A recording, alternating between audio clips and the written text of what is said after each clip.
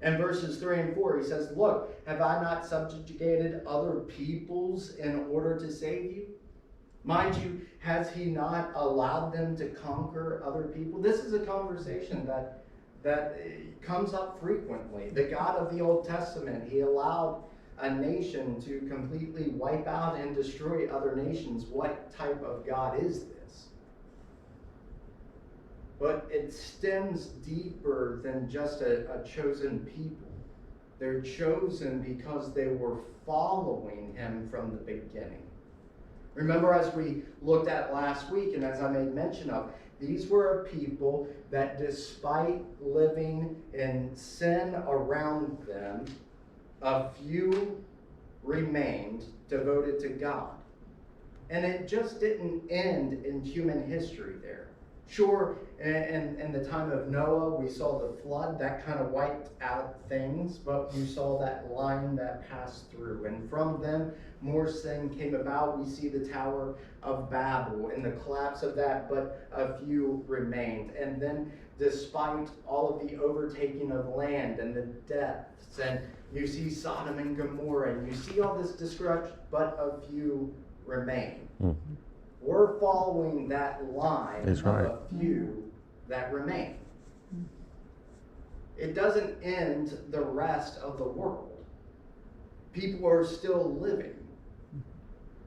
So as that is happening, there is still evil and sin in the world. And of course, we know that these few had to do things to keep themselves righteously clean before God.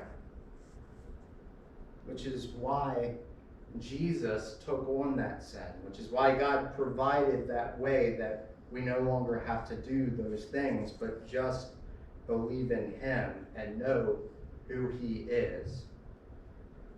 Ultimately, God says here in verses 1 through 4, do not be afraid of the trouble coming upon you. You're precious to me. You've seen it in your past. You've seen me fulfill my will before you, and I'm going to continue to do so. So that's the first argument that of why God's people should not fear. Verse 5 kind of digs in a little deeper, and he repeats the command of do not fear, but he gives a new argument in verses 5 to 7. He says, I'm with you. So the judgment of being dispersed in captivity away from your land, this is not my final word. I'm going to gather you again.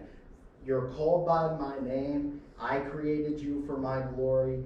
I will bring you back together. Remind you, Isaiah is not just speaking of the current Assyrian captivity, but the Babylonian captivity that's to come. And God is answering directly. I will say to the north, give them up, and from the south, do not hold them back. There will be a remnant. There will be a group that remains. You will come back. You know, when we see this, what is it that moves God to help this people? What is it in God's heart? In verse 4, to go back for a moment, he says, you are precious in my sight. I love you. So is that the answer? And in a sense, yes, it kind of is. You're precious. I love you. So yes, that's kind of the answer. And ultimately, when John in his gospel writes that God is love, he has no doubt meant that no matter how deep we probe into the motives of God, we will never ultimately arrive at a layer of God's character that is not love. But this text specifically takes us down deeper into the heart of God, and it raises a question. In order for Israel to be precious in God's sight, then they had to exist. So the deeper question is,